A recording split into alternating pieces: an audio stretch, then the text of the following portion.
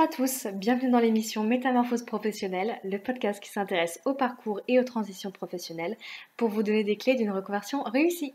Je m'appelle Tiffaine, je suis psychologue du travail et ma mission est d'accompagner les personnes en quête de sens qui souhaitent un changement dans leur vie professionnelle et ou valoriser leur image en les aidant à déployer leurs ailes et à prendre leur envol.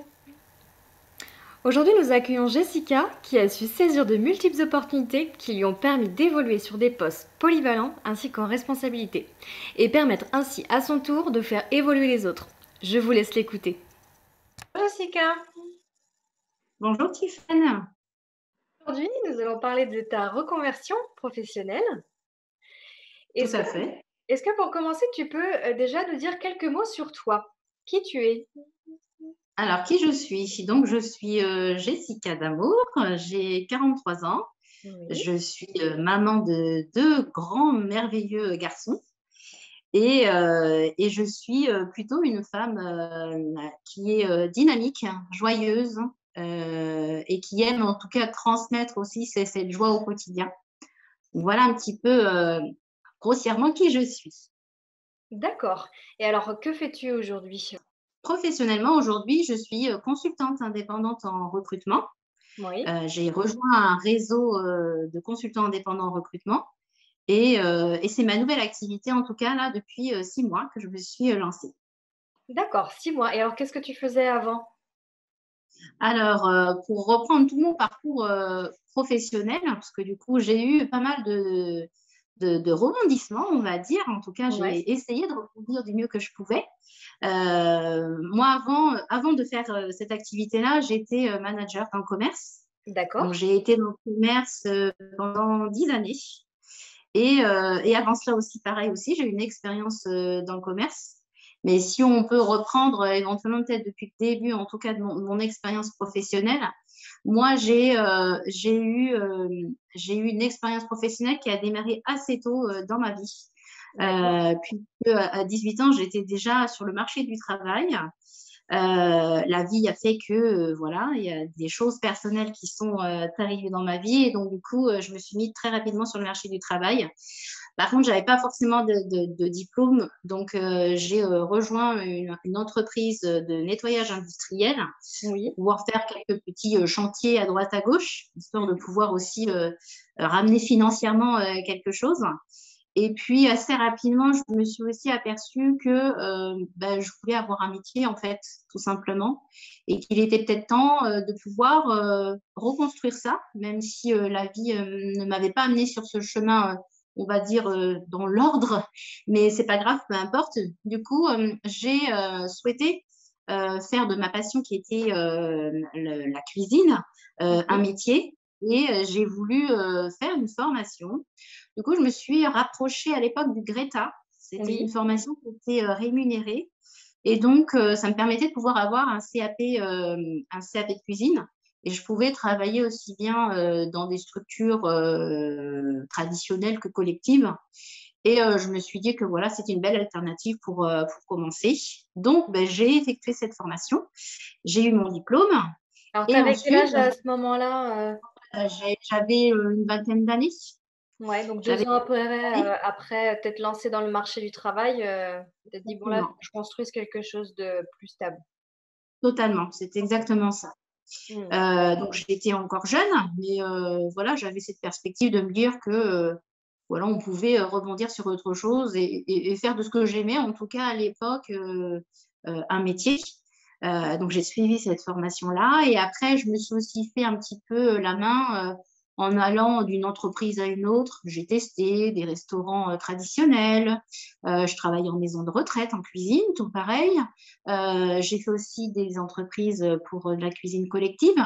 Ouais. Et puis, la vie m'a amenée jusqu'à une entreprise qui s'appelle le Sodexo et j'ai eu l'opportunité voilà, de pouvoir entrer. C'était vraiment mon vrai job, mon premier vrai job en fait. Mmh. Et ce qui me plaisait, c'était aussi que c'était un poste d'employé de restauration polyvalent. Donc, voilà, pouvoir faire plusieurs choses, moi, c'était vraiment quelque chose aussi qui me plaisait. Et dans la suite de mon parcours, on verra que c'est aussi quelque chose qui est bien présent, en tout cas chez moi. Mmh. Et en tout cas, voilà, j'y suis restée quelques années. Et puis, suite à un accident de travail, je me suis aussi remis en question sur ce que j'avais vraiment envie, en fait. Hmm. Parce que quelquefois, on est dans un quotidien et puis on est dans des habitudes. Mais au fond de moi, je sentais qu'en fait, j'aspirais déjà à autre chose. Et que finalement, même si c'était un poste polyvalent, en fait, il y avait quand même beaucoup de choses qui étaient identiques tous les jours, en fait, de devoir faire les mêmes tâches. Et c'était trop répétitif. Hmm. Et je souhaitais en tout cas donner une autre dimension à mon orientation professionnelle. Du coup, je me suis lancée dans le commerce. Et le commerce m'a amenée dans une grande entreprise, hein, et donc moi, je n'avais pas connu encore des très grosses entreprises comme celle-ci. C'est dans le groupe U. Et après, bah, il y a eu une opportunité. Je parle souvent d'opportunité parce que pour moi, c'est ce qui a construit aussi mon parcours professionnel. Tu vas le voir par la suite. D'accord. Et en fait, il y a eu une opportunité. Il y avait un poste de test de caisse et je me suis dit, bon, bah voilà, moi, je veux le commerce parce que je veux le contacter avec la clientèle, je veux développer ça. Mhm. Et je voulais aussi m'ouvrir aux autres. Moi, j'étais dans ma cuisine, donc du coup, je n'avais pas ce contexte-là. Et c'est ce que je voulais, c'est ce que je recherchais, en fait. Et donc, du coup, bien, j'ai été prise. Et assez rapidement, après, il y a eu des évolutions en interne. Il y avait à l'époque une caisse centrale, hein, ça ressemblait un peu à l'accueil. Et en fait, il y avait une évolution possible pour pouvoir Oui. chapeauter un peu la ligne de caisse. Et Ouais. donc, je me suis dit, bah, je vais essayer, on verra bien. Puis, ma foi, bah, c'est passé, en fait. Et puis, pareillement, quelques années après, très rapidement, en fait, c'est vrai que l'évolution, elle a été assez rapide. Il y a eu un mouvement, en fait, dans le service. Et il y a eu une possibilité de pouvoir être adjointe responsable. Donc, il y avait une responsable, elle avait besoin de deux adjointes, une plutôt administrative et une autre plutôt terrain. Moi, il faut savoir que je suis plutôt une femme terrain qui est proche des équipes. Ça, c'est quelque chose voilà, dont j'ai besoin parce que d'être en interaction, en tout cas, c'est quelque chose qui me nourrit aussi. Et j'ai Oui. besoin aussi de transmettre et d'apprendre.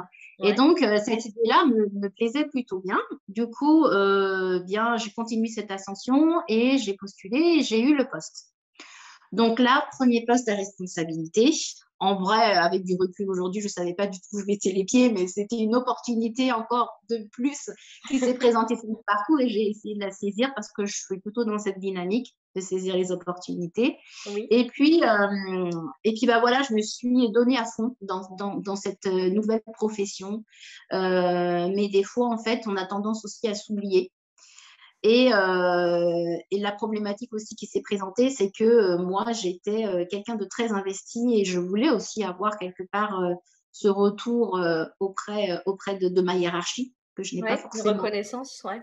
Ouais, la reconnaissance, elle est Mhm. aussi importante parce que du coup, quand on s'investit, on aime aussi, bien évidemment, on est rémunéré en tant que tel, mais on veut aussi avoir voilà, une certaine reconnaissance.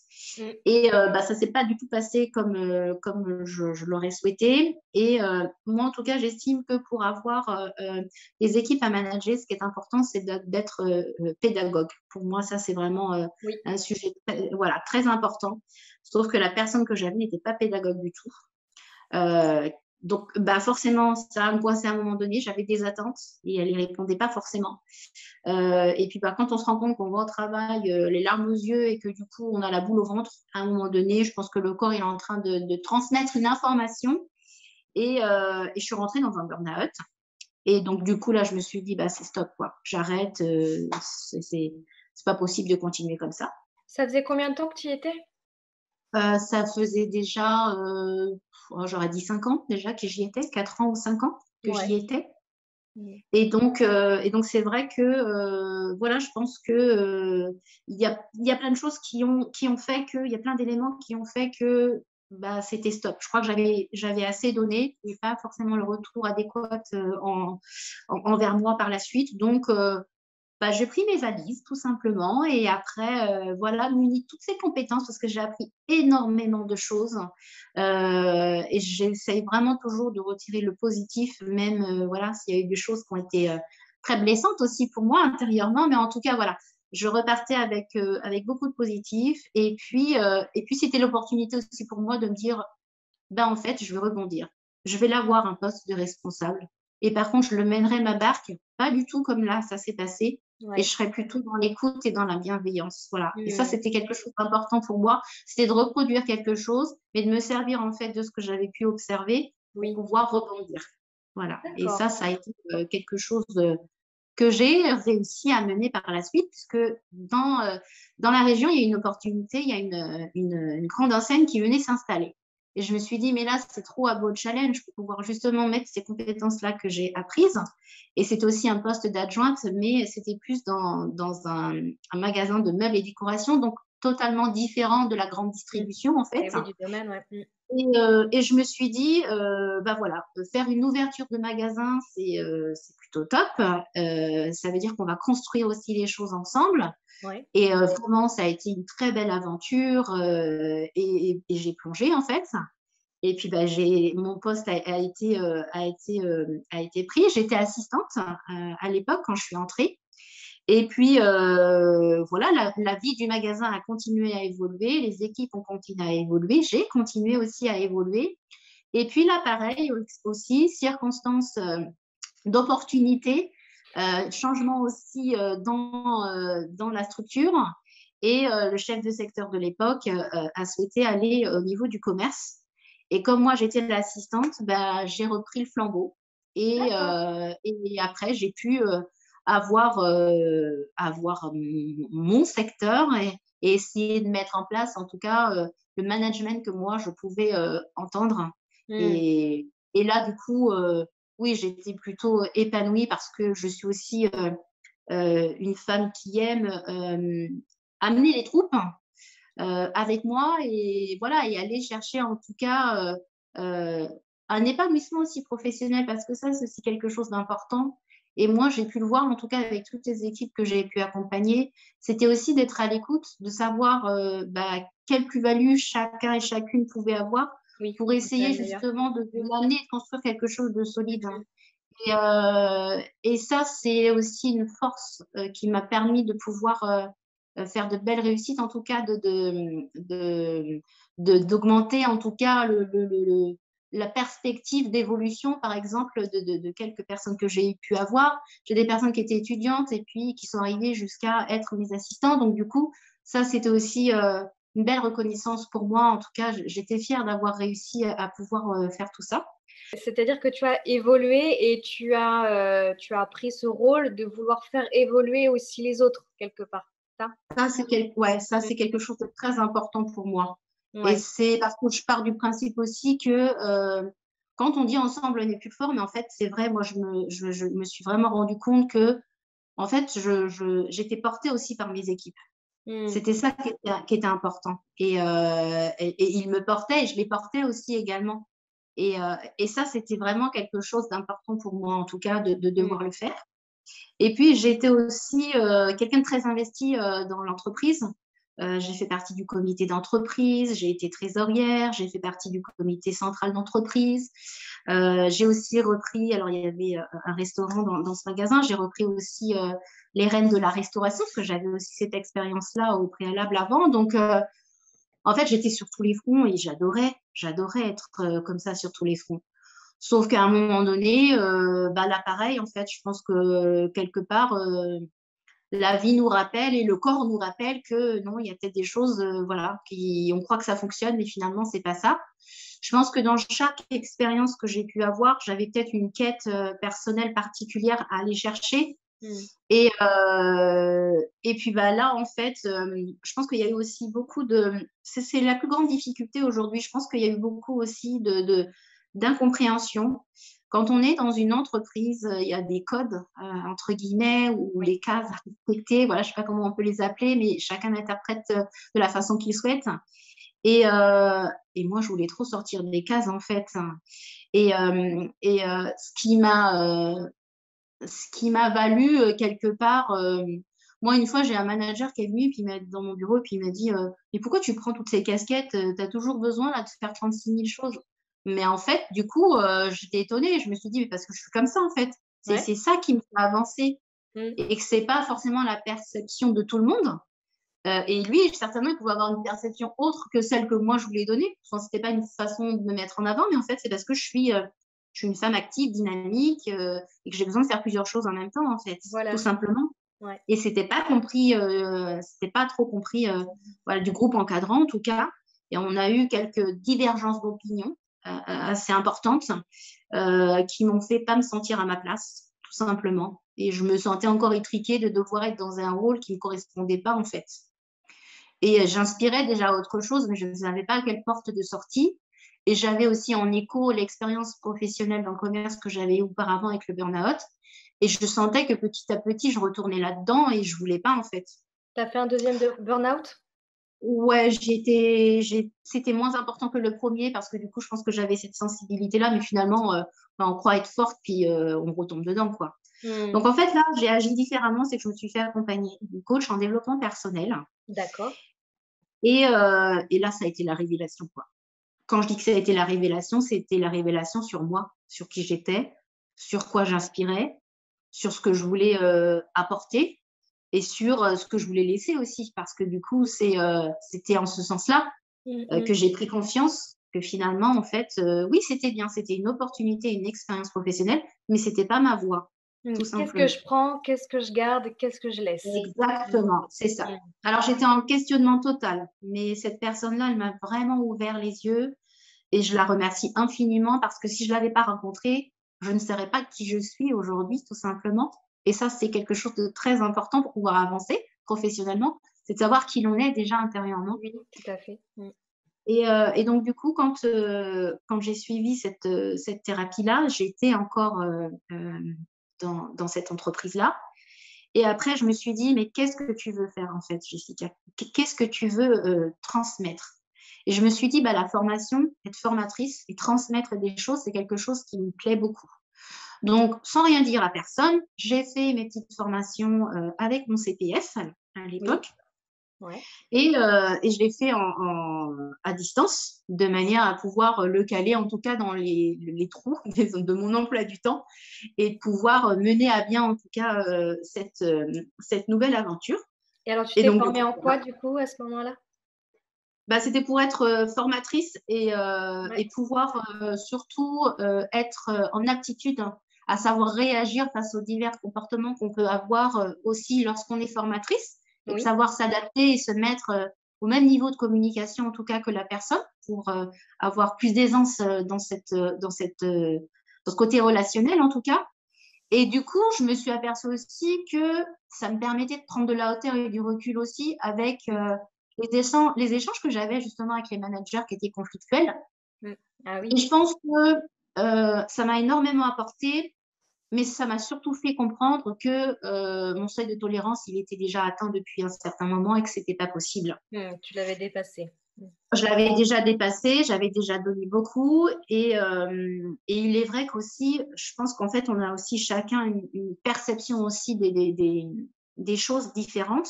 Moi, je suis une hypersensible.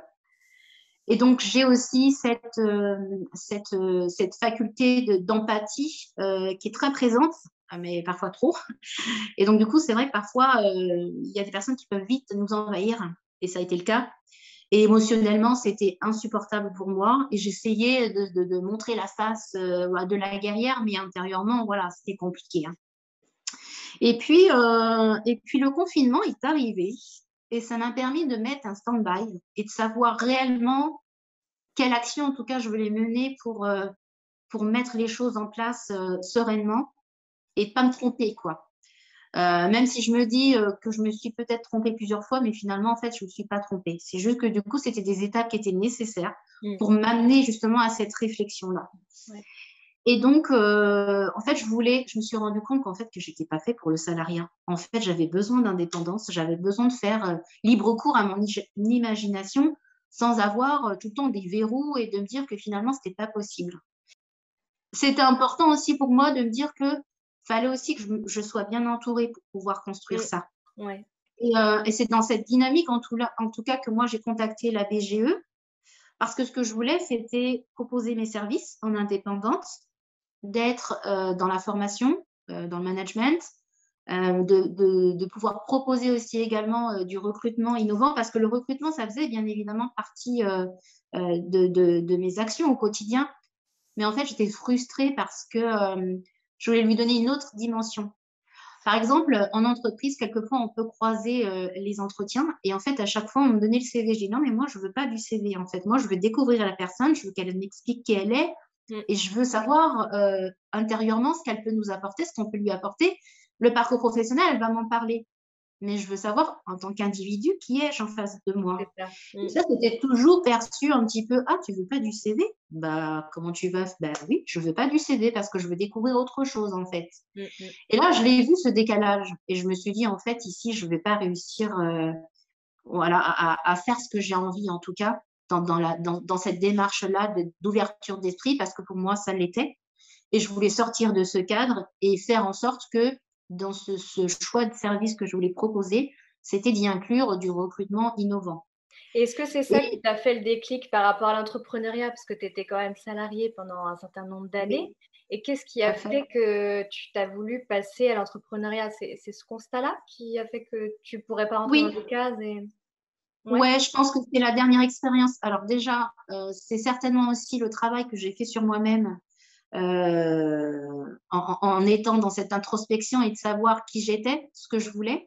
Donc, je pense que ça faisait son petit chemin déjà dans ma tête, sans que je le sache réellement. Et puis voilà, je pense que cette dernière expérience, en tout cas salariale, m'a fait comprendre que bah, j'étais pas fait pour être dans des cases. En fait, moi, pour avoir cette liberté d'expression et d'exprimer encore plus amplement toutes les compétences que je peux avoir, il me faut cette liberté-là. Et Mm. aujourd'hui, avec du recul, je me dis qu'en fait, ouais, je pensais que j'étais à ma place, mais j'ai l'impression en fait d'être dans une petite boîte dorée, quoi. J'étais Mm. dans une cage dorée en fait finalement, et j'étais pas moi. Moi, ce que je voulais, c'était m'envoler, et je pouvais pas le faire là où j'étais. Et D'accord. donc du coup, tout simplement, ce que je me suis dit, c'est que, bah justement, comme ce confinement m'a permis justement d'être encore plus dans la réflexion et de me dire qu'est-ce que tu veux faire. Donc j'ai commencé à établir un programme, pour savoir ce que je voulais faire réellement. Et puis j'ai approché la BGE, comme je l'ai dit tout à l'heure.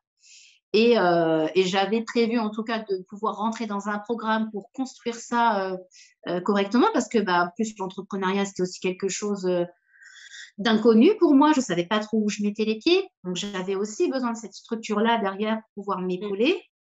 Et en tout cas, c'était dans cette perspective que je partais. Puis le destin encore est venu interrompre ce plan et m'a mis sur la route de ce réseau à laquelle j'appartiens aujourd'hui, qui est le Mercato de l'Emploi, puisqu'en parallèle de préparer en tout cas mon projet, j'avais donc mis mon CV en ligne pour pouvoir trouver peut-être un petit job si je partais de l'entreprise. Voilà, j'essayais d'anticiper en tout cas. Et puis, bah, comme il était en ligne, mon CV, le réseau m'a repéré et on a eu plusieurs échanges téléphoniques dans un premier temps. Et puis, bah, voilà, tout simplement, en fait, moi, j'ai rejoint ce réseau parce que bah, humainement, ça me parlait totalement. C'était de remettre l'humain au cœur du recrutement, c'était de pouvoir être dans l'écoute. Voilà, ce mot bienveillant, il est tellement important pour moi parce que j'estime que j'en ai pas eu suffisamment, en tout cas, dans mon parcours professionnel. Et peut-être que ça m'a blessée, mais finalement, en fait, ça m'a endurcie. Et je me suis endurcie avec le temps, en fait. Mm. Mais endurcir pour une hypersensible, c'est douloureux. C'est très douloureux parce que Pas du simple, coup, oui. on est complètement à l'opposé de ce qu'on est réellement, en fait. Et c'était aussi ça que je voulais retrouver, c'était retrouver une douceur intérieure et de me dire que, en fait, on n'a pas besoin d'être en force, d'être dans la démonstration, de dire que oui, on est capable, on est une guerrière pour y arriver. On peut l'être tout autant en étant dans cette hypersensibilité, en fait. Et Oui. c'était ça aussi que je voulais me démontrer à moi-même, aussi peut-être bien démontrer aux autres encore à l'époque. Et après, du coup, le réseau, quand il m'a contacté, qu'on a échangé, moi, ce qui m'a plu et ce qui m'a séduit, c'était vraiment de pouvoir être dans cet épanouissement-là, de pouvoir être en accompagnement sur tous les plans, que ce soit juridique, administratif, dans le démarrage de mon activité. En fait, j'avais tout qui était réuni, puis je me suis posé la question, je me suis dit, bah, est-ce que c'était pas ce que tu voulais faire? Mais finalement, ça fait partie quand même d'un des services que tu voulais proposer. Donc, je pense que c'est encore une opportunité là qui est en train de s'offrir à toi pour que tu sois encore dans cet apprentissage de compétences encore et encore. Et moi, j'adore ça en fait, apprendre. Je me rends compte que j'ai besoin de ça. J'ai besoin d'apprendre, j'ai besoin d'aller vers les gens. Et là, c'était l'opportunité de pouvoir le faire. Du coup, je me suis dit, allez, je pars. On y Je va. pars et on y va. Une nouvelle aventure encore qui s'offre à moi.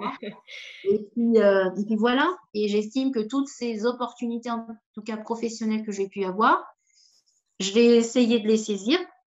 Ça a plutôt fonctionné et ça m'a amené certainement où je suis aujourd'hui. Et donc, du coup, aujourd'hui, j'ai 6 mois d'activité. J'ai appris tellement de choses en 6 mois, c'est incontestable, quoi. Encore peut-être plus qu'en plusieurs années d'entreprise salariale. Et aujourd'hui, en tout cas, ce que je peux dire, c'est que je suis heureuse de l'activité que je fais aujourd'hui parce que du coup, je m'épanouis. Oui. Euh, Maintenant, je suis qu'au début de mon activité, c'est-à-dire qu'aujourd'hui, clairement, moi, je suis consultante indépendante en recrutement. Ce qu'il faut que je fasse, c'est me faire connaître dans le Mm. département.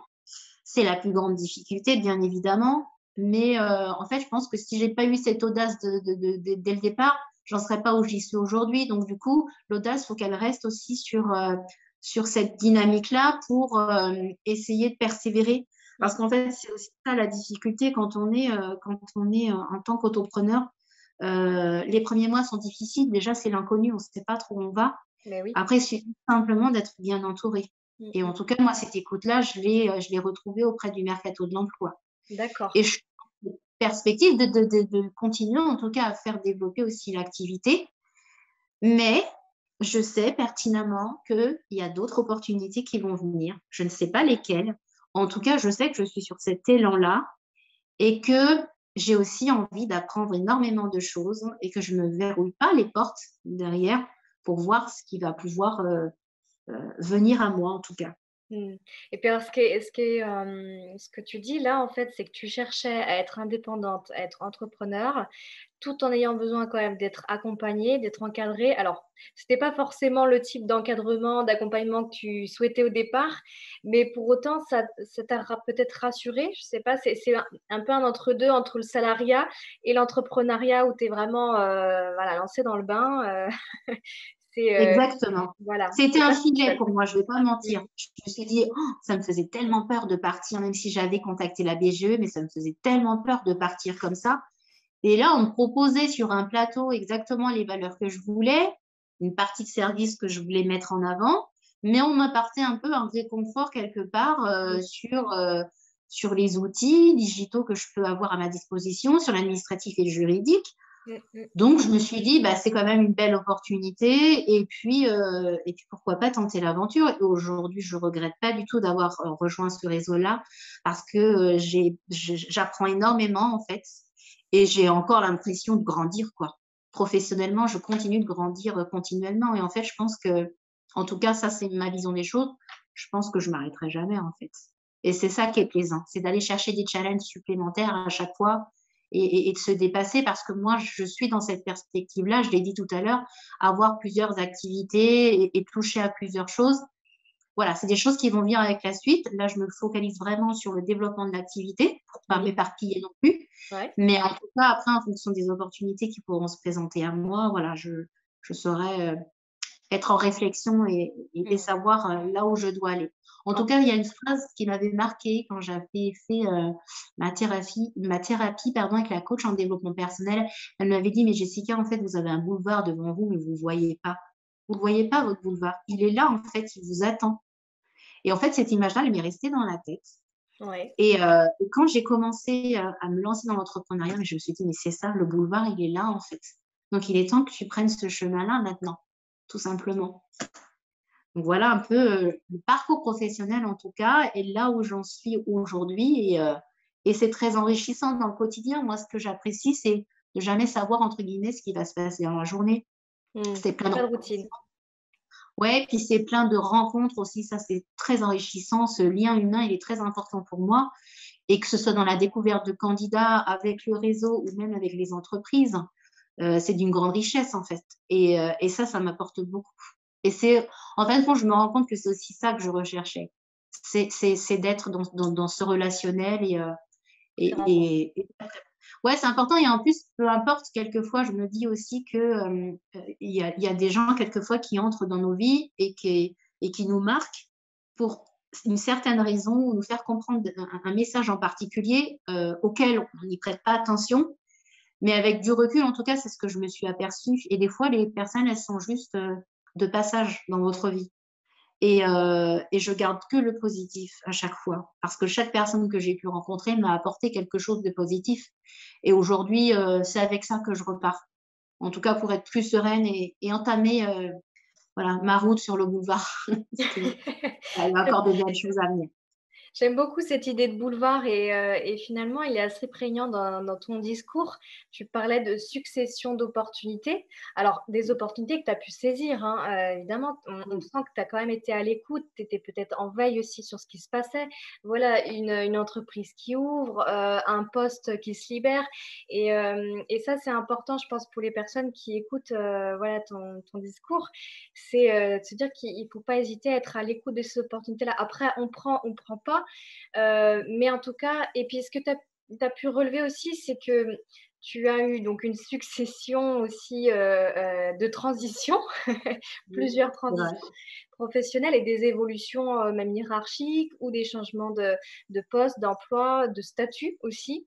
Et c'est de se dire que ben oui, c'est pas forcément linéaire aussi un parcours. Hein. Il peut y avoir des allers-retours, il peut y avoir voilà, des remises en question plus ou moins importantes, sans pour autant se dire que ben, ce qu'on a fait jusqu'ici, c'est du temps perdu. C'est aussi quelque chose dont tu as pu aussi te resservir et sur lequel tu as pu t'appuyer. Donc ça, c'est important aussi à mettre en avant. Oui, totalement. C'est vrai que c'est important de le souligner. Et même, en fait, je me dis qu'à chaque fois que je plante une petite graine, Mm, ça pousse. mm, Forcément, ça pousse. Il va ouais, se passer quelque chose. C'est pas un instant T. Ça peut être dans 1 an, 2 ans, même plus loin encore. ouais. Mais à chaque fois. Et moi, si je peux me permettre, en tout cas, de donner un conseil aux personnes qui sont dans cette réflexion-là, Mm, c'est de se dire aussi que quel que soit en tout cas le parcours qu'on a pu effectuer, quand on a l'audace et la volonté de vouloir atteindre quelque chose, c'est important, d'une, de bien savoir s'entourer, ça je le reprécise, et de pouvoir aussi être dans cette détermination. On n'en a pas parlé, mais quand on se lance en tant qu'indépendante, on a forcément alors soit le regard de la société ou le regard de notre entourage, et mm, ça, c'est pas facile non plus. Et en fait, apprendre à ne pas forcément écouter les autres parce que sortir de sa zone de confort, c'est pas agréable et tout le monde ne sait pas le faire. C'est propre à chacun. Moi, ça a été mon souhait, mais par exemple, je vois dans mon entourage, c'est pas quelque chose voilà, qui a été fait. Donc en fait, il y a de l'incompréhension mm. parce qu'il y a de la peur de se lancer, la peur de savoir où on va, la peur financière, mais non, elle quitte un poste de cadre, comment ça va se passer, elle se lance en tant qu'indépendant. Ben oui, mais en fait, on n'a qu'une vie. Si je le fais pas maintenant, en fait, je vais avoir des regrets toute ma vie. Mm. Donc en fait, c'est si on est en mesure et en capacité de pouvoir être dans cette réflexion, d'observer, comme on a dit tout à l'heure, les opportunités qui peuvent s'offrir à nous, Mm. voilà, il faut simplement s'écouter et puis aller de l'avant. Et on a beaucoup aujourd'hui d'organismes aussi qui sont là pour réussir à nous orienter vers la bonne voie, en tout cas. Mais la seule voix qu'il faut écouter, c'est sa voix intérieure. Mm. Ah bah c'est une belle conclusion en tout cas, Jessica. C'est bien, tu as anticipé mes questions. Est-ce que tu as des choses à rajouter par rapport à, voilà, à ce qu'on a dit, ce que tu n'as pas forcément mentionné?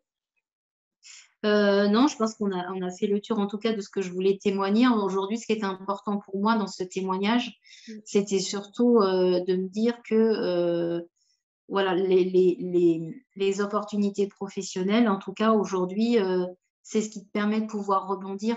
Mais après, il faut aussi savoir les saisir au vol Mm. euh, et, et surtout d'être prêt pour ça.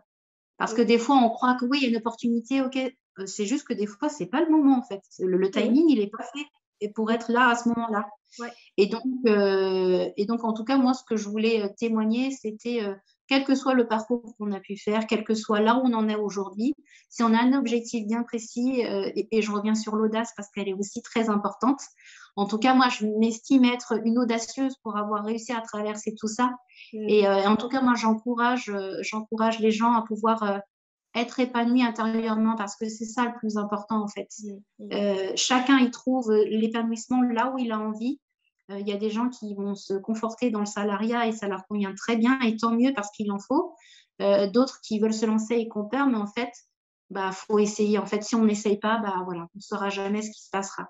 Tout à fait. Donc voilà, essayer et tenter l'aventure en tout cas. Super conclusion. Et puis, je garde en mémoire cette idée de boulevard, mais qui n'est pas forcément linéaire. C'est-à-dire que voilà, c'est un boulevard où il peut y avoir quand même des croisements. Exactement. Très bien. Merci beaucoup, Jessica, pour ton témoignage qui était vraiment riche, très, très enrichissant et très positif, mais tout en étant réaliste.